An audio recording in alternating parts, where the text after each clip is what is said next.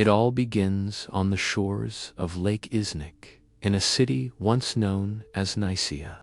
This seemingly quiet Turkish city holds a secret. It is the birthplace of the Christian world's definitive identity. In 325 AD, in the nascent years of Christianity's transition from persecuted sect to state religion, Nicaea hosted an event that would irrevocably shape the course of Western civilization: the First Ecumenical Council. This wasn't merely a theological debate.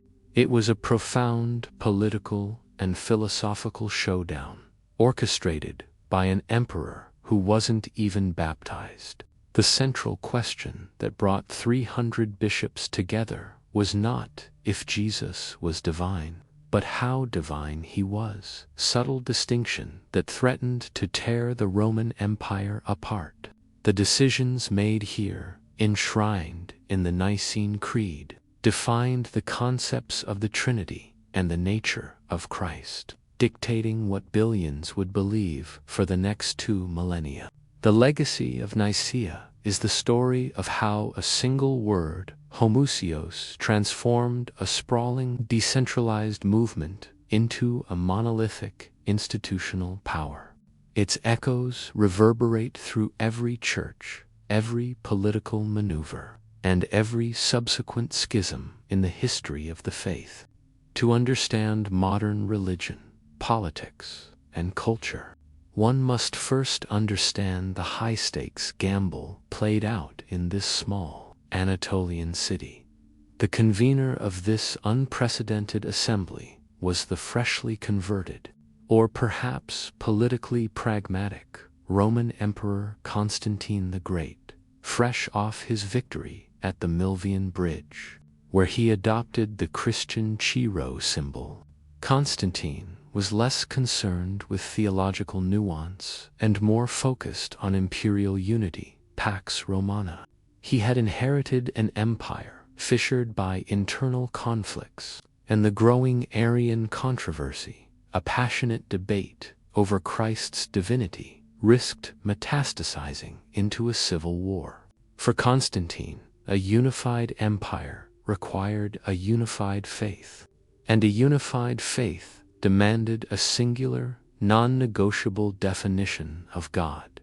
To this end, he summoned bishops from across the vast empire, from Hispania to Persia, freeing imperial logistics, security, and a grand venue in his summer residence in Nicaea. The attendance was predominantly Eastern, but the sheer presence of the emperor, sitting regally at the center of the council hall, fundamentally altered the nature of the meeting. This was the first time that the Church had gathered under the direct patronage and supervision of the state. It signaled the dawn of the Constantinian era, where the political and spiritual spheres would be forever entwined, giving birth to a form of Christianity inherently linked to the structures of imperial power. The council was thus a dual process, establishing Christian dogma, while simultaneously establishing the Church as an instrument of imperial governance. The theological heart of the conflict, the very reason for the council's existence, was the teachings of Arius, a presbyter from Alexandria. Arius posited a deceptively simple and logically satisfying doctrine. If God the Father created the Son, Jesus Christ, then there must have been a time when the Son did not exist. Therefore, the Son was a creature subordinate to, distinct from, and less eternal than the Father. Arius's teachings, summarized by the phrase, "There was a time when the Son was not," resonated widely, appealing to Hellenistic philosophical principles that emphasized the absolute singleness and unbegotten nature of the Supreme Being. His charismatic delivery and popular hymns spread the doctrine rapidly, threatening to dismantle the emerging Orthodox view of Christ's full divinity. If Jesus was merely a perfect creature, then he was not fully divine. If he was not fully divine, then his sacrifice on the cross was limited, insufficient to redeem all of humanity's infinite sin. This posed an existential threat to the core Christian doctrine of salvation. The council was tasked with answering this challenge. Was Christ God in the fullest sense, or was he the first and greatest of created beings? This was the difference between a unified, eternal Godhead and a tiered, hierarchical divinity, a difference that would define Christian faith. Standing in staunch opposition to Arius was Athanasius, a young deacon from Alexandria, later the Patriarch, whose intellectual rigor and unwavering conviction would earn him the title Athanasius against the world. Athanasius argued that for salvation to be real and complete, Christ must be co-eternal and co-essential with the Father. If Christ was merely a creature, then humanity was worshiping a created being, committing the sin of idolatry. More critically, Athanasius understood that only a fully divine Christ, God himself taking on human flesh, could truly bridge the infinite chasm between the Creator and the created, thereby deifying humanity through his life and death. His argument hinged on the Greek philosophical concept of ousios, substance or essence. The orthodox position, championed by Athanasius, insisted on Homoousios, that the Son was of the same essence as the Father. The Arians preferred the term Homoousios, that the Son was of a similar essence, the difference of a single Greek letter. The iota $I represented the entire schisma, debate over a single vowel that consumed the Roman Empire for nearly a century and resulted in vast persecution and exile. The climax of the council was the drafting and promulgation of the Nicene Creed. The bishops, guided by Constantine's desire for finality and influenced by the relentless logic of Athanasius, overwhelmingly rejected the Arian position. The key clause, forcing the resolution, was the emphatic declaration that the Son is Homoousios te patri, consubstantial with the Father, or of the same essence as the Father. This single word, Homoousios, was the theological hammer that drove the final nail into the Arian coffin, transforming a vague collection of Christian beliefs into a precise, codified statement of faith. The Creed asserted, unequivocally, that Jesus Christ was true God from true God, begotten, not made. This established the doctrine of the Trinity, the Father, Son, and Holy Spirit as three distinct hypostasis persons, united in one ousia essence. Arius and the few remaining bishops who refused to sign the document were immediately exiled by imperial decree. The dogmatic decision of the Church had become the legal mandate of the state. This fusion of spiritual authority and temporal power, originating in Nicaea, solidified the Church's institutional identity and set a precedent for all future ecumenical councils beyond the core theological issue. The Council of Nicaea addressed crucial matters of discipline and church administration, issuing 20 canons rules. These canons established a foundational hierarchy for the rapidly expanding Church.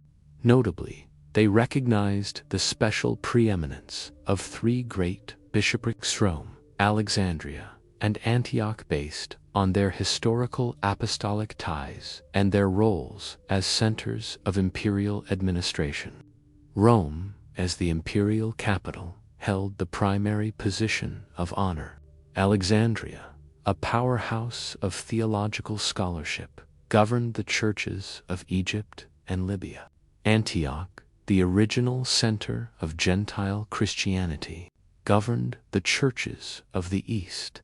The canons also established a uniform date for Easter, ensuring the entire Christian world celebrated Christ's resurrection simultaneously, symbolically reinforcing the unity established by the Creed. These administrative decisions institutionalized the Church's organizational structure, ensuring its ability to govern its vast and diverse membership. Nicaea was not just about what Christians believed, but how they were to be organized, governed, and ritualistically unified under the banner of the Roman Empire. To fully grasp the drama at Nicaea, one must first understand the historical Jesus, the figure at the heart of the debate. Yeshua Jesus was a Jewish teacher who emerged in first-century Palestine, a land seething under Roman occupation and rife with messianic expectations. He was not an abstract deity, but a man born into a culture grappling with political oppression, where various Jewish Sexacenes, Pharisees, Sadducees clashed over how to interpret the law and secure liberation. The local populace eagerly awaited a political Messiah who would expel the Romans. However, Jesus' message was revolutionary. His concept of salvation focused not on external enemies, but on the internal foci and pride. His teachings emphasized mercy, poverty, and love, standing in stark contrast to Rome's authoritarian rule built on power and might.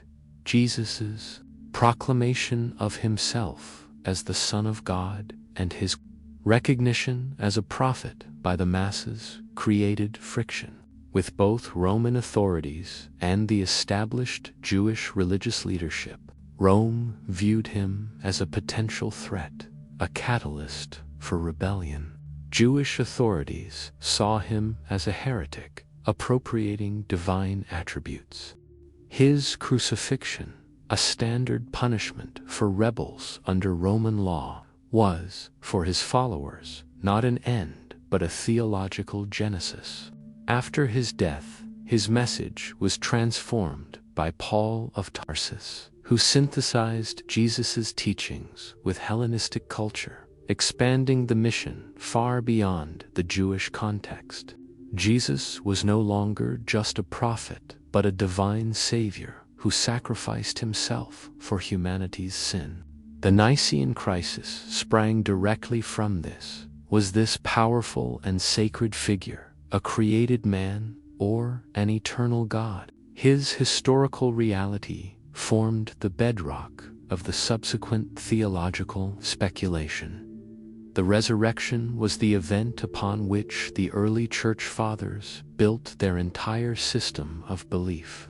Christianity vaulted from the belief in Jesus as a prophet to the dogma of him as the Son of God through this singular experience.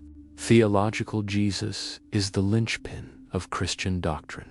He is the Christos, the anointed Savior. Christian soteriology, the study of salvation, holds that humanity is burdened by the original sin inherited from Adam, and the required infinite atonement could only be paid by God himself. This necessitates Jesus' divinity. He must be fully human to experience suffering on behalf of mankind, and fully God for that suffering to possess the infinite divine value required to save all humanity.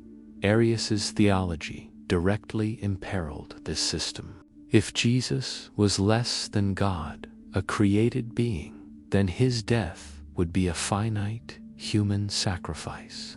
A finite sacrifice cannot atone for the infinite burden of original sin, rendering the entire Christian hope for salvation meaningless.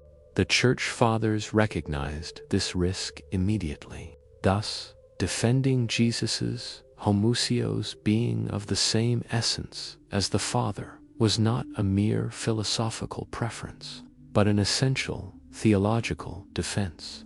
The debate at Nicaea was a fight over the identity of the cosmic Redeemer. The Church insisted that Jesus must be eternal and unbegotten, just like God the Father.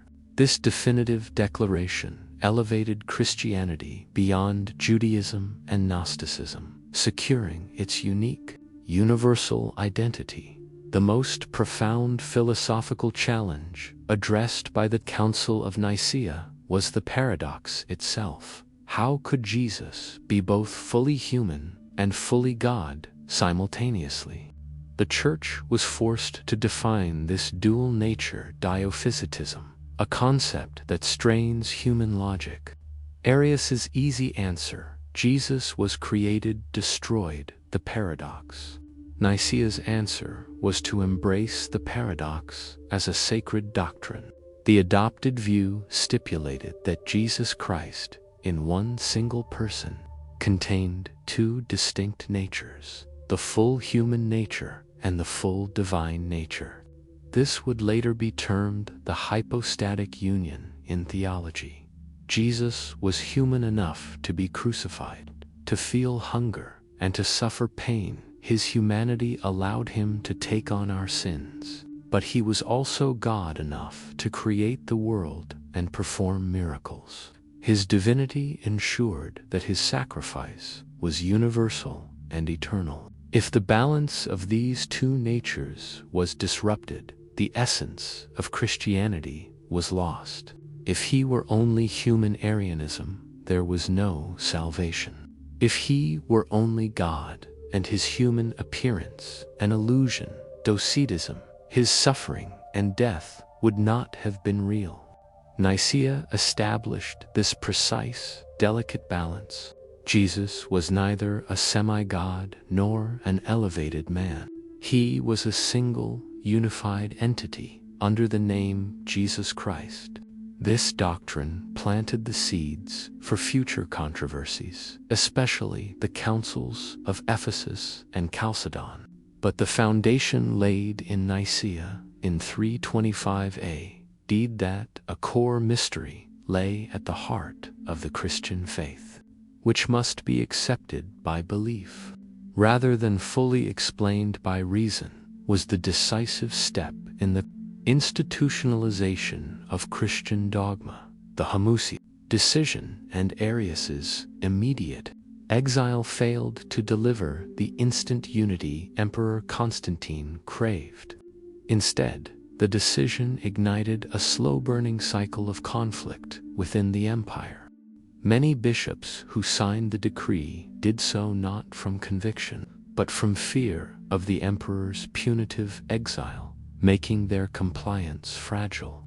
Arianism, far from dying out, found powerful, subversive support in the imperial court itself and within Constantine's own family. Constantine, frustrated by the sustained disunity, shifted his political pragmatism above theological certainty. Arius, shortly after his exile, was pardoned through the influence of his supporters and Constantine's half-Arian sister, Constantia. This political reversal led to the subsequent exile of Nicaea's chief defender, Athanasius, who was deposed and banished by imperial order. An incredible cycle began. Athanasius would be exiled 5 times in his life, and bishops were constantly installed and removed based on the political winds emanating from the imperial palace. This period earned the name the Century of Exiles in church history. The doctrine of the church was now being dictated not by a council, but by the will of Constantine's sons and successors. Constantius II, for instance, openly adopted an Arian policy, forcing the acceptance of formulations that rejected Nicaea. This instability demonstrated the fragility of the unity forged in 325 AD. However, this very instability, coupled with the continued adherence of the single bishopric in the West Rome to the Homoousios doctrine, paradoxically strengthened the authority of Rome, as the Nicene decisions reshaped what Christianity believed.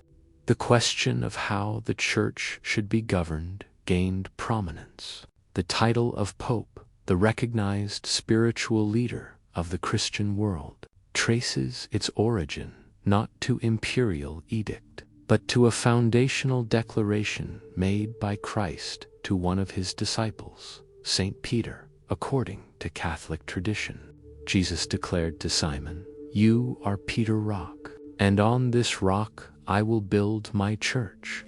This divine mandate formed the theological basis for the Bishop of Rome's claim to authority over all Christendom.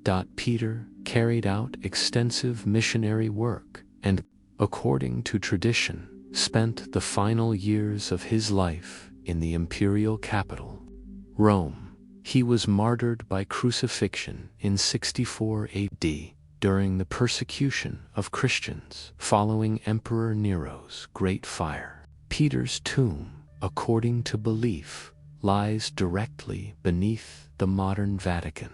This martyrdom made the Bishop of Rome automatically the official successor of Peter, initiating the chain of apostolic succession.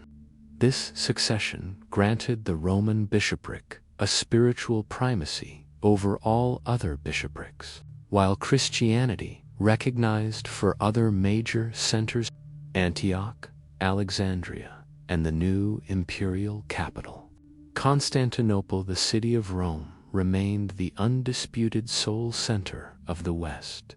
Crucially, while the East wrestled with Arianism and successive exiles, the Roman bishops consistently adhered to the clear and unambiguous Homoousios decision of Nicaea, giving Rome the image of an unwavering stronghold of stability and orthodoxy. Transformation of the Roman bishopric into the undisputed power of Western Christianity was driven less by theological assertion and more by a massive geopolitical vacuum. By the 5th century, the Western Roman Empire was crumbling under the weight of barbarian invasions and internal strife. The final deposition of the last Western Roman emperor in 476 AD created a staggering power vacuum. The barbarian kings who seized territories lacked the administrative and legal capacity to govern the sophisticated infrastructure of the former empire. In this moment of crisis, the Bishop of Rome stepped forward not merely as a spiritual leader, but as the only viable political and administrative authority. The Roman bishop took on responsibilities typically handled by imperial prefects, maintaining the city walls, organizing the food supply for the starving populace, and, most dramatically, negotiating treaties with the invading barbarians. The people of the West came to view the bishop as their only reliable temporal ruler. This granted Rome a unique secular authority within the Church. The defining moment of this ascent came with Pope Leo I, Leo the Great, who took office in 440 AD. Leo was among the first bishops to formalize the title of pope from the Greek papus, meaning father, as an official office. Leo famously convinced Attila the Hun, through diplomacy, not to sack Rome, securing his reputation as a miraculous savior and irrefutable proof of the Church's political power. He was recognized as the chief patriarch of all Western Christendom. Rome's growing power led to severe conflicts over church hierarchy with the new eastern capital, Constantinople. The Bishop of Constantinople claimed spiritual equality as the leader of the new Rome, while the Roman bishop asserted a superior authority based on the Petrine succession papal supremacy. The East would accept the Pope as primus inter pares, first among equals, but rejected his claim to be a universal judge or absolute authority. The tension that began in Nicaea became not only a theological rivalry, but also an institutional one, laying the groundwork for the great schism that would occur a millennium later. The decision of Homoousios was meant to bring unity, but the century of exiles that followed Constantine's death in 337 AD proved how fragile that unity was. Constantine, ironically, was baptized on his deathbed by Eusebius of Nicomedia, an Arian bishop, a final testament to the political rather than purely dogmatic nature of his faith. With Constantine gone, the empire was divided among his three sons, who continued the theological infighting. Constantius II in the east openly supported the Arian faction, and the doctrine of Homoousios was systematically rejected in the eastern half of the empire. The saying of the time lamented, "The world groaned and was astonished to find itself Arian." The greatest casualty of this period was the champion of Nicaea, Athanasius, who was exiled for the fourth time. The imperial court, now the arbiter of faith, orchestrated synods such as Antioch and Sardica to overturn the Nicene ruling. Arianism, often in more moderate forms, semi-Arianism, regained control of the majority of Eastern bishoprics. The Church remained in a state of civil war for nearly 50 years over the minute details of Christ's nature. It was only in 381 AD, with the convening of the Second Ecumenical Council in Constantinople, that the Nicene decision was finally reaffirmed and expanded, adding the definition of the Holy Spirit, thereby rescuing the Church's doctrinal integrity from Arian political manipulation. Approximately 460 years after the First Council established the faith's dogma, Nicaea was again chosen as the center for resolving a completely different kind of crisis: the iconoclasm crisis, the breaking of images. This conflict, which rocked the Byzantine Empire in the 8th and 9th centuries, revolved around a simple yet profound question: should Christians use icons, images of Jesus, Mary, and the saints in their worship, or was this a slide back into idolatry? The iconoclast movement officially began in 726 AD under Emperor Leo III. The iconoclasts cited the biblical commandment against making graven images: "You shall not make for yourself a carved image, or any likeness of anything that is in heaven above, or that is in the earth beneath." They argued that the widespread veneration of images, particularly in the Eastern Church, had devolved into idolatry.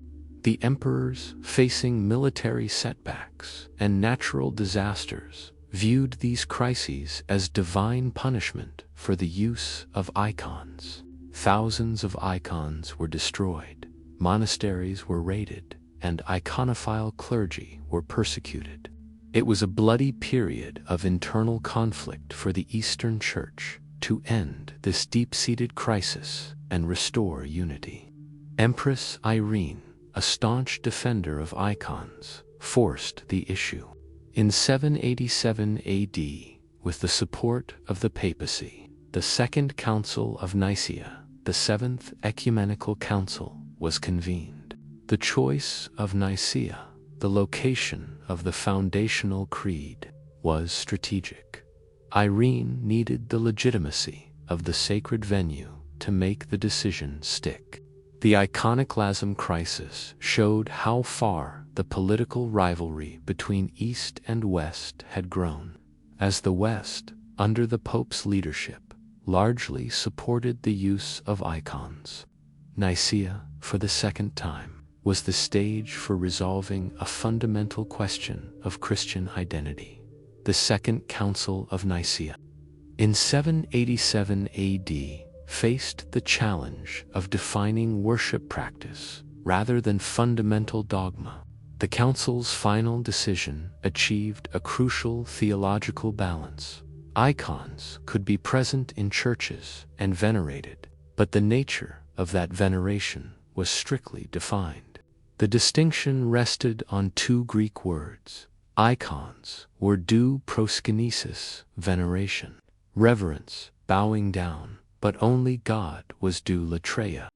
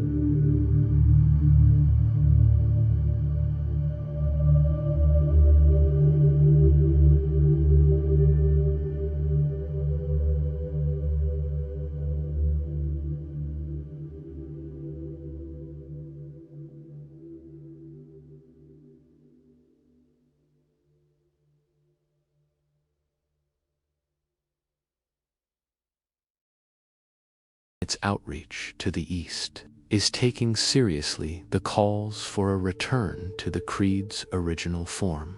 The ecumenical movement, drawing inspiration from Nicaea's original unity, positions Christianity not just as a historical faith, but as an active, unified force seeking a common answer to contemporary global challenges like poverty and war, offering a vision for the future of the faith.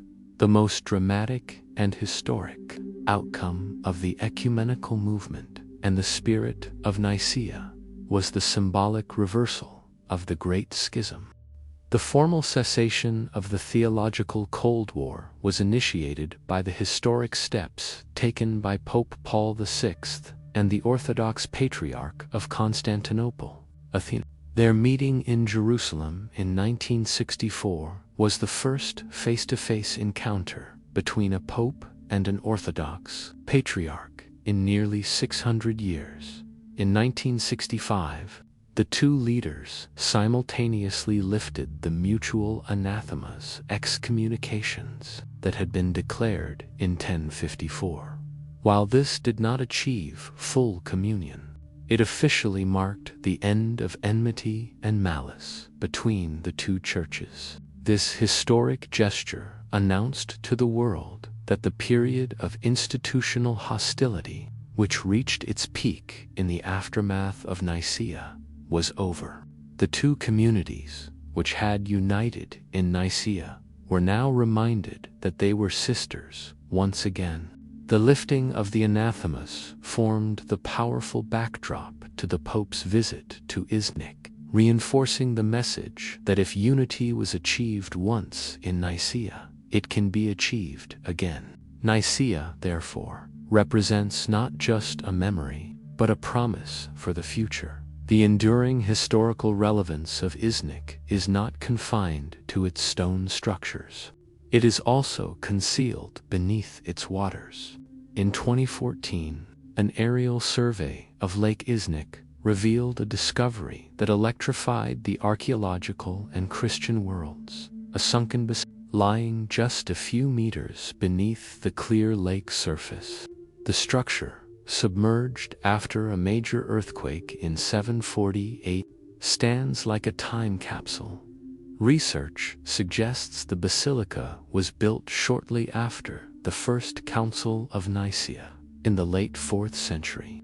The compelling theory is that the basilica was constructed over the site where Saint Neophytos, an early Christian martyr, was persecuted.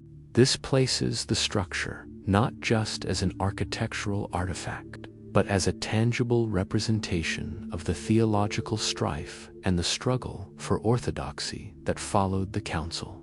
The sunken basilica emphasizes that Iznik is not merely a meeting place, but hallowed ground that witnessed the suffering and resilience of early Christian faith.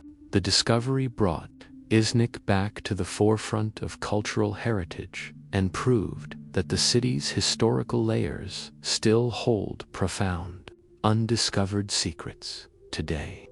Iznik is a unique open-air museum where the layers of superimposed civilizations are visible everywhere.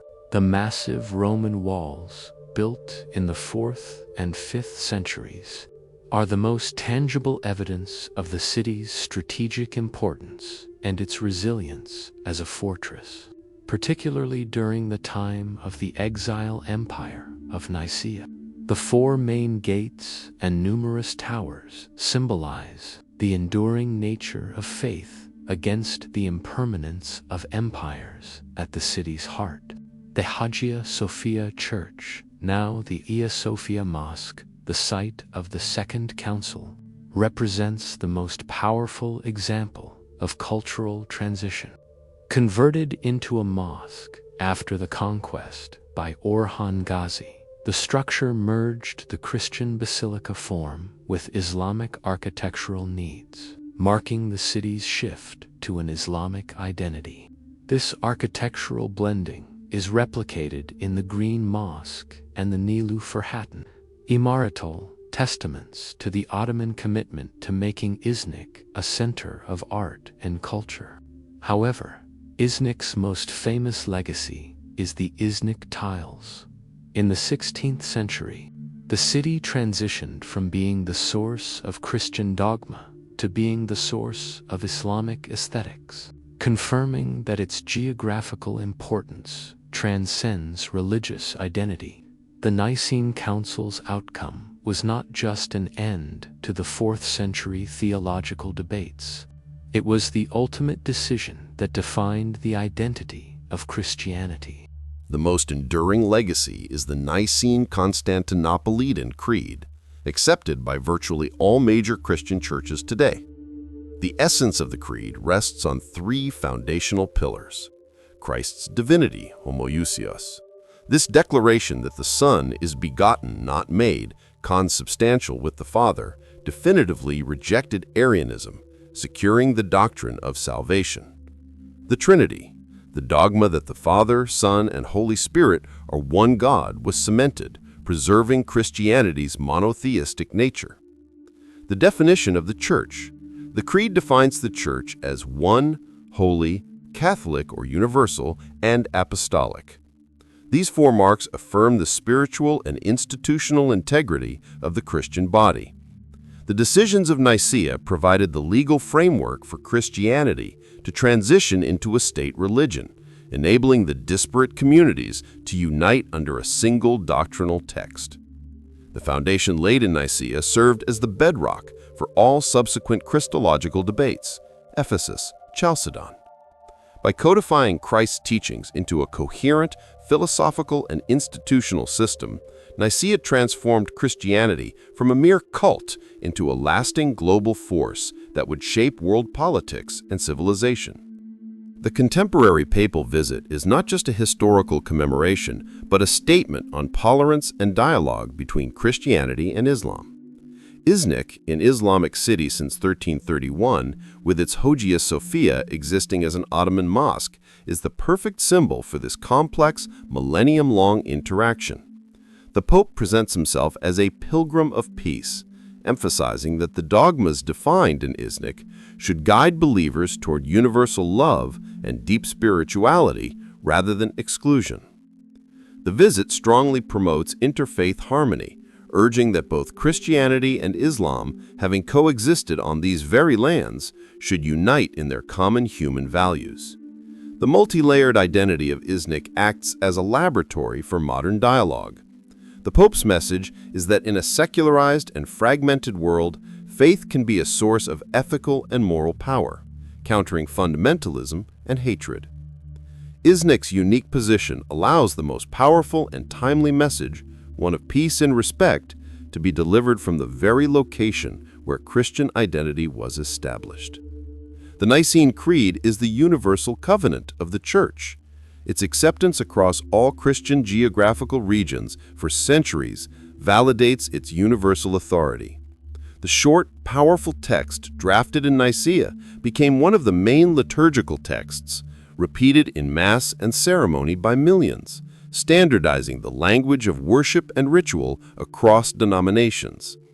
The power of the Creed lies in the technical term Homoousios, which became the safeguard of salvation for the common believer. These complex words became symbols of the unchanging and unshakable nature of the faith, preventing Christianity from being dissolved into local interpretations or heresies. This universal impact remains vital for the ecumenical movement. Ecumenists view the Nicene Creed as the single official document upon which the fragmented Church can meet. Despite the cultural, political, and theological differences, both the Catholic and Orthodox churches respect the foundations of Nicaea and seek pathways to unity based on this shared text. The ultimate common denominator established in Nicaea is the spiritual constitution of Christianity, transcending geographic boundaries and cultural differences. The Pope's presence in Iznik signifies fidelity to this constitution and belief in its universal, unifying power. Iznik's centuries-long story continues to be told by the city itself. The massive Roman walls, with their 4 gates, bear the scars of countless sieges, symbolizing the tenacity of faith against the impermanence of time. Every stone conceals the determination of an emperor, the exile of a bishop, and the fatigue of a soldier. The walls are a physical embodiment of the enduring belief that stood against the transience of human power. Lake Iznik is the largest and calmest witness to this historical drama, concealing the 4th century basilica beneath its surface. The lake's shore hosted the imperial receptions and the debates, a powerful contrast between the natural peace and the historical turmoil. Anyone who visits Iznik today confronts this silent testimony. The city reminds us that the greatest decisions that shaped civilization were made not in grand imperial capitals, but in small, strategically important locations on Anatolian soil. Every broken wall, every tile shard, and every column beneath the lake proves that the foundation of Christianity and Western civilization was laid in this Turkish landscape. The victory at Nicaea came with a significant cost: the suppression of dissent and the institutionalization of church-state integration. The Nicene decrees not only legalized Christianity, but made it the compulsory law of the empire. Theological difference became synonymous with rebellion against the state. The immediate exile of Arius and the burning of his texts marked the ruthless beginning of this new authoritarian era. The most profound vicarious legacy of Nicaea is the legitimization of Caesaropapism, where the state held supremacy over the church. Constantine, an unbaptized emperor, presided over the church's highest gathering. This set a dangerous precedent for future Byzantine emperors who claimed the final word in religious matters. While the Western papacy, due to the collapse of the Western Empire, gained independence from this political shadow, the Eastern Church remained largely subservient. Nicaea thus permanently defined the differing church-state relationships of the East and West. The eventual persecution of groups like the Monophysites demonstrates the complexity of Nicaea's legacy. It secured the foundation of Christianity, but also created the mechanism for its long-term division and the suppression of diversity. The papal visit to Iznik is a direct acknowledgement of the historical debt and theological bond of the papacy to the council. The authority of the Bishop of Rome rests not only on the spiritual succession from St. Peter, but also on his church's unwavering loyalty to the orthodox decisions made in Nicaea. The West's consistent defense of the Homoousios dogma, even when the East wavered, became a key argument for Rome's spiritual primacy over other bishoprics. For the modern papacy, Nicaea is the theological deed of title of the Church. By traveling from Rome to Iznik, the Pope, as Peter's successor, pays homage to the legacy of Constantine and the 300 bishops. This journey symbolizes the Catholic Church's adherence to the foundational dogmas and its willingness to embrace the Eastern heritage where the faith's core identity was established. The enduring connection is the key to the modern ecumenical dialogue, as both the Catholic and Orthodox churches agree on the doctrine established in this small Anatolian city. Iznik, ancient Nicaea, a historical nexus, a military fortress, and artistic peak, tiles, and ultimately a laboratory of faith. Over the course of this narrative, we have witnessed how this small city, through the decisions made in the 4th century, laid the foundation for the largest faith in the world. The identity of Jesus Christ, the mystery of the Trinity, the legitimacy of the papacy, and the seeds of the East-West separation were all sown within these city walls. The papal visit today is not just a reminder of those historical moments. It is a demonstration of Christianity's perpetual quest for identity and unity. The legacy of Iznik is not merely a set of dogmas. It is the story of the persistent human effort to build the Church upon the foundations of unity, authority, and true belief. This history proves that even the most monumental decisions are born from a complex process amidst political pressure, personal ambition, and cultural conflict. Iznik's destiny is the most striking example of how faith and geography intertwine. Its walls have witnessed the fall of the Byzantine Empire, the rise of the Ottoman Empire, the conversion of churches into mosques, and the remains beneath the lake. It is a city that is a founder of Christianity and yet an integral part of Islamic civilization.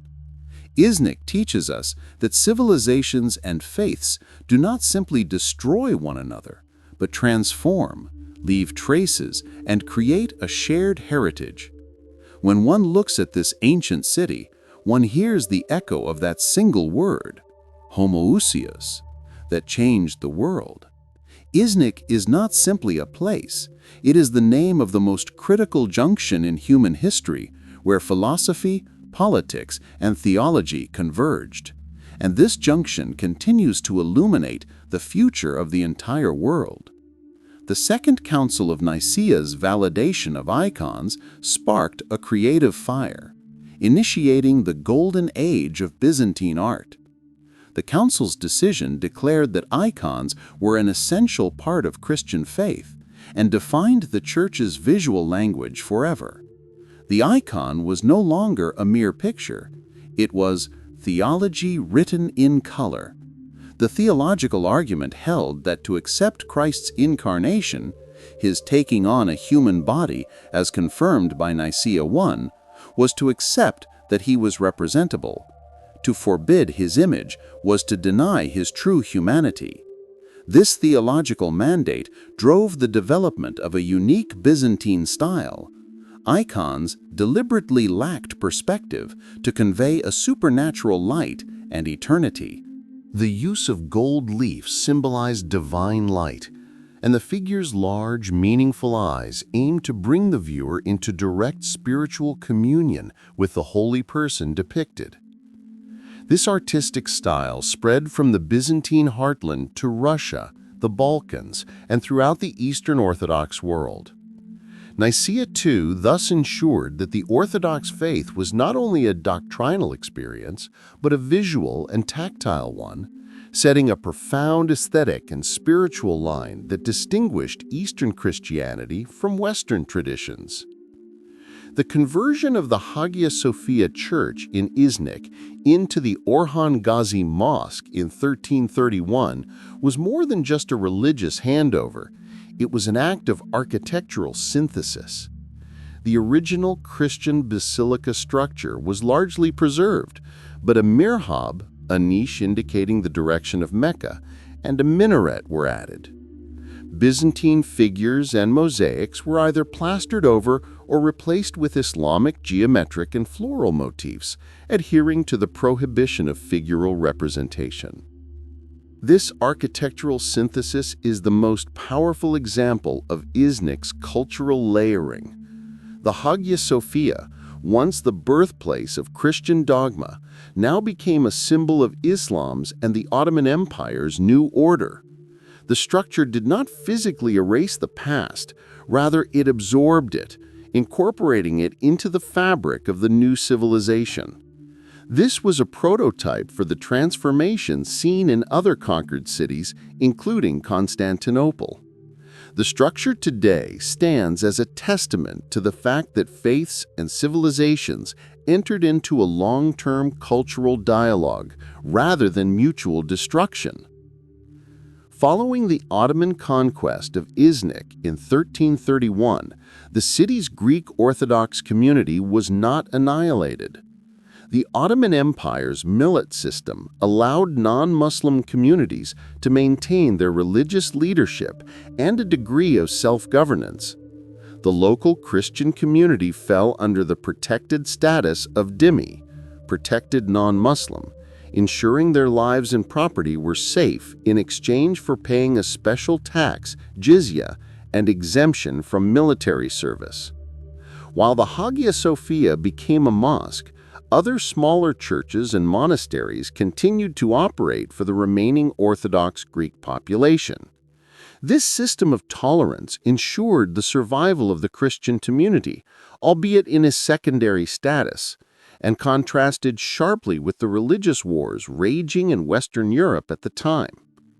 Iznik thus became an example of the multi-religious and multicultural structure of the Ottoman Empire. Although the Christian population dwindled due to economic decline and immigration, this period provides a vital lesson in social history, showing how religions and civilizations could, in practice, coexist and manage their complex relationship within a larger imperial framework. The ultimate artistic and spiritual successor to Iznik's early Christian iconography is the Iznik tile. In the 16th and 17th centuries, the city became the global zenith of Islamic art, with its ceramics expressing the profound spiritual heritage of the region in a new visual language. The spiritual power of the tiles is rooted in three elements: divine order and geometry. The geometric patterns, avoiding human figures, represented the perfect order, infinity, and unity, tawhid, of God's creation. This was a form of expressing the divine reality that Christian icons once sought to capture, but through abstract form. Sacred colors. The intense, lasting colors, especially cobalt blue, turquoise, and the signature tomato red, held symbolic meaning. Blue for divine tranquility, green for life and paradise. Cultural bridge. Iznik tilemaking was built upon local Byzantine ceramic tradition. Ottoman artists synthesized this craftsmanship with Islamic aesthetics, creating a subtle bridge between the city's Christian and Islamic pasts. The tiles stand as quiet proof of how different faiths could transition and produce artistic excellence on the same soil. The call of Nicaea is continuously answered by modern Christian leaders. The nearly millennium-long separation of the Catholic and Orthodox churches is slowly being healed through historic encounters between their highest leaders. Key meetings, following the lifting of the anathemas in 1965, include those between Pope John Paul II and Patriarch Demetrios, and the ongoing, deeply warm relationship between Pope Francis and Patriarch Bartholomew. The modern popes pay homage to Constantinople, Istanbul, acknowledging the spiritual authority of the Patriarch as the first among equals in the East. These meetings carry immense spiritual and political weight.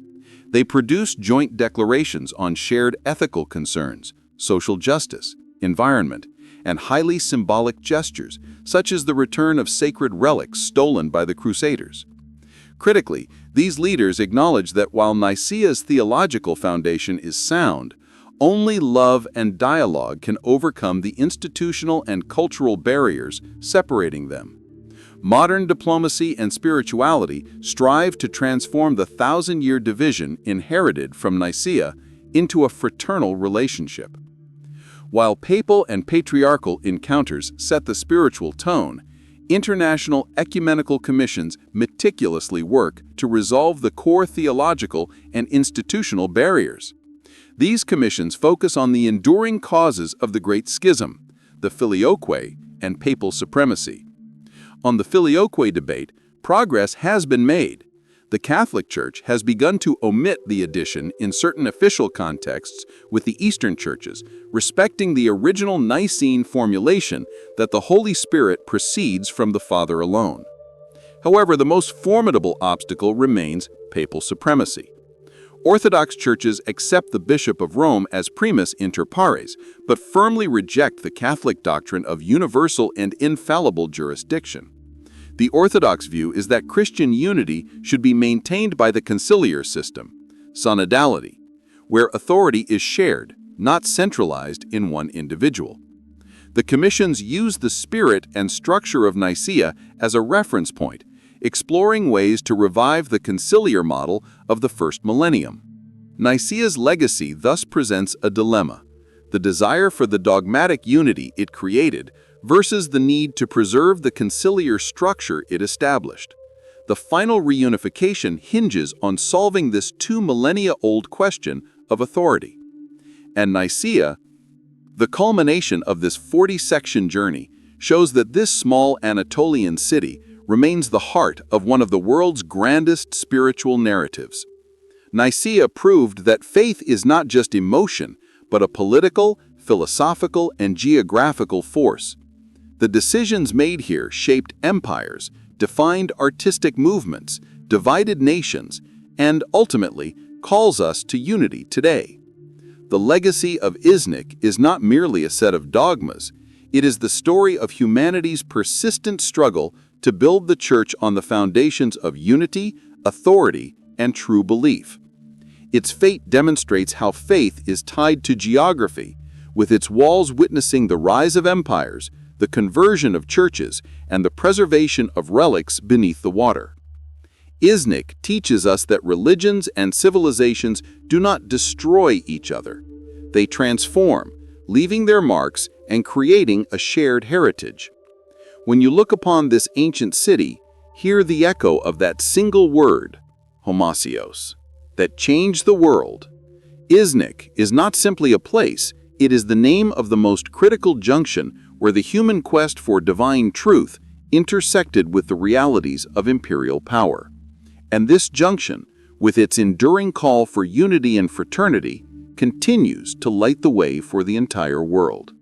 You got it, buddy. I will add approximately 20,000 more characters of dense documentary-style content in English, creating 7 new sections, sections 41 to 47, to further deepen the narrative of Iznik Nicaea. The monumental Roman and Byzantine walls encircling Iznik are more than mere fortifications. They are a vast stone library chronicling the city's turbulent history. Originally constructed by the Romans and later reinforced extensively by the Byzantines during the Nicaean Empire's era, the walls stretch over 4 kilometers, featuring over 100 towers and 4 principal gates. Their architectural complexity speaks to a continuous, desperate need for defense. One of the most fascinating aspects is the use of spolia, recycled architectural fragments, often bearing pagan or ancient Greek inscriptions, deliberately built into the Christian-era walls.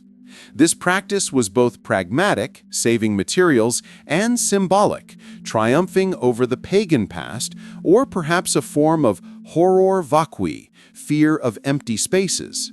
The strategic positioning of the gates, the Istanbul Gate to the north, the Lefki Gate to the east, reflect Nicaea's pivotal role as the nexus of major overland trade routes linking the Aegean to the interior of Anatolia and, crucially, linking the imperial capitals of Rome and Constantinople. The walls are not inert monuments. They are active historical documents. Their repairs and modifications, from the double-layer defense system to the defensive outworks added during the Empire of Nicaea, testifying to every siege, every famine, and every resurgence of imperial power that defined the city's destiny. They represent the physical tenacity required to safeguard the theological identity forged within them. One of the most enduring and colorful legends associated with the First Council of Nicaea concerns Saint Nicholas, the historical figure who later became the basis for Santa Claus. Nicholas, Bishop of Myra in modern-day Turkey, is traditionally counted among the 300 bishops present at the council. The legend asserts that during a particularly tense moment in the debate over Arius's heresy, Nicholas was so inflamed by Arius's blasphemy that he physically slapped or punched the heretic across the face. For this act of violence in the imperial presence, the story claims Nicholas was temporarily stripped of his episcopal robes and imprisoned. While no contemporary historical records of the council, like the minutes or lists of attendees, verify this physical altercation or Nicholas's imprisonment, the persistence of the tale is highly significant. It reflects the intense emotional commitment of the Nicene Fathers to the Homoousios doctrine and provides a legendary validation of the fierce defense of orthodoxy against perceived heresy. Furthermore, the tale cemented Nicholas's reputation as a tireless defender of true faith, linking his popular devotion and patronage of children and sailors to his theological rigor. The legend, born from the dramatic intensity of the Nicene confrontation, illustrates how powerful folklore can become in translating abstract doctrinal disputes into visceral, memorable narratives for the masses. The theological conflict did not end with the imperial decree at Nicaea. It simply migrated. After the definitive rejection of Arianism by the Roman Empire in 381 AD, Second Council of Constantinople, the doctrine found an unexpected haven among the Germanic barbarian tribes that were migrating and settling across the Roman frontiers. Groups like the Goths, Vandals, and Burgundians were converted to Christianity not by Nicene bishops, but by Arian missionaries, most notably the Gothic bishop Ulfilas in the 4th century. Ulfilas translated the Bible into the Gothic language, establishing an Arian Christianity among the very groups poised to dismantle the Western Roman Empire. For centuries following the collapse of the West in 476 AD, the primary form of Christianity practiced by the new rulers of Italy, Spain, and North Africa was Arianism. This meant that the Orthodox, Nicene-believing populace of Italy found themselves ruled by Arian kings like the Ostrogoths' Theodoric the Great. The theological fissure that began in Nicaea was thus superimposed onto the military and political division of Europe. The Arian kings often implemented policies of forced tolerance, allowing their Nicene subjects to practice their faith, but the deep-seated dogmatic difference continued to be a source of tension. The ultimate victory of Nicene Creed in the West came through the conversion of these Arian kingdoms to Nicene orthodoxy, a slow process completed largely by the 7th century with the conversion of the Visigoths in Spain. The longevity of Arianism among the barbarians underscores Nicaea's complexity. While the council was definitive for the imperial church, its authority did not immediately extend to those outside the Pax Romana, proving that theological truth was often subject to the vagaries of missionary success and tribal loyalty. The intellectual depth of the Nicene decision and its successful defense by Athanasius owe a significant debt to the fusion of Christian thought with Hellenistic philosophy, a process known as the Hellenization of Christianity. The Council Fathers, highly educated in Alexandria, Antioch, and Cappadocia, employed the rigorous logic, metaphysics, and sophisticated terminology of Greek philosophers like Plato and Aristotle to articulate the mystery of the Trinity. Crucially, the key term Homoousios, of the same essence, was not a biblical term, but a term borrowed from Platonic philosophy, which discussed the nature of underlying reality, ousia. Athanasius and the Cappadocian Fathers, Basil the Great, Gregory of Nyssa, and Gregory of Nazianzus, effectively used this philosophical toolkit to clarify the Trinitarian dogma, one ousia, essence or substance, borrowed from philosophy, existing in three hypostases, persons clarifying the biblical Father, Son, and Holy Spirit. This sophisticated synthesis allowed Christianity to move beyond simple narrative and appeal to the highly intellectual milieu of the late Roman Empire, giving the faith a formidable philosophical defense against pagan critique. Nicaea demonstrated that Christianity was capable of engaging with and ultimately dominating the classical intellectual tradition. Without the linguistic precision offered by Hellenistic philosophy, the subtle difference between Homoousios and Homoousios might have been lost, and the central doctrine of the faith might never have been successfully codified. Following the glorious period of the Empire of Nicaea, 1204 to 1261, the city, before its conquest by the Ottomans, experienced a rapid economic decline, exacerbated by the Crusades. While the Fourth Crusade, 1204, indirectly made Nicaea the center of Byzantine power, the preceding Crusades had devastated Anatolian trade routes. Prior to the Crusades, Nicaea thrived as a major commercial center, profiting from the trade flowing between Constantinople and the rest of Asia Minor.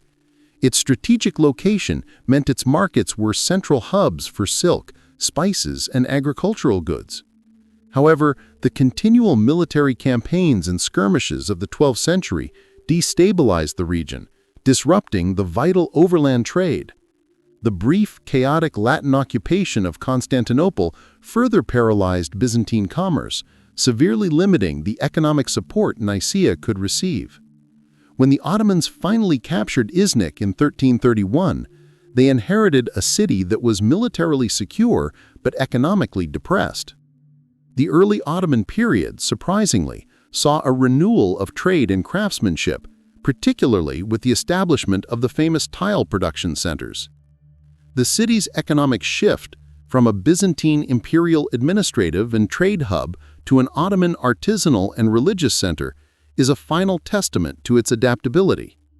The Crusaders, ironically, managed to destroy the economy that the Nicaean emperors sought to restore, making the city vulnerable to the inevitable Ottoman expansion. Despite its profound historical depth, Iznik remains an active modern Turkish town, which presents significant archaeological challenges and potential. Much of the ancient city, especially the Roman and Byzantine secular structures, lies buried beneath the current houses and streets. While the sunken basilica provided a monumental discovery, vast areas remain unexplored. Excavations have revealed the remains of a massive Roman theater capable of seating thousands, confirming Nicaea's status as a major urban center. More importantly, the remnants of the Roman stadium, used for games and possibly for early Christian martyrdoms, offer a glimpse into the daily life that surrounded the Grand Council Hall. The critical challenge today is balancing the preservation of these multi-layered historical sites, pagan, Christian, and Islamic, with the needs of a growing modern population. The dense layering of history means that almost any construction project risks disturbing a major historical artifact, making archaeology an ongoing, complicated process in almost every corner of the city. Iznik's future role as a global heritage site relies heavily on implementing sustainable urban planning that allows continued excavation and preservation. The work of modern archaeologists is to peel back these 1,700 years of civilization, ensuring that the complete, complex narrative of this city, not just its religious history, but its social, economic, and military life, is fully uncovered and understood for future generations. The First Council of Nicaea's influence extended far beyond theology, laying the groundwork for modern church law and governance. The 20 canons issued by the council were not only administrative rules for the 4th century, they became the fundamental principles of canon law for both the Eastern and Western churches. Key canons established enduring structures.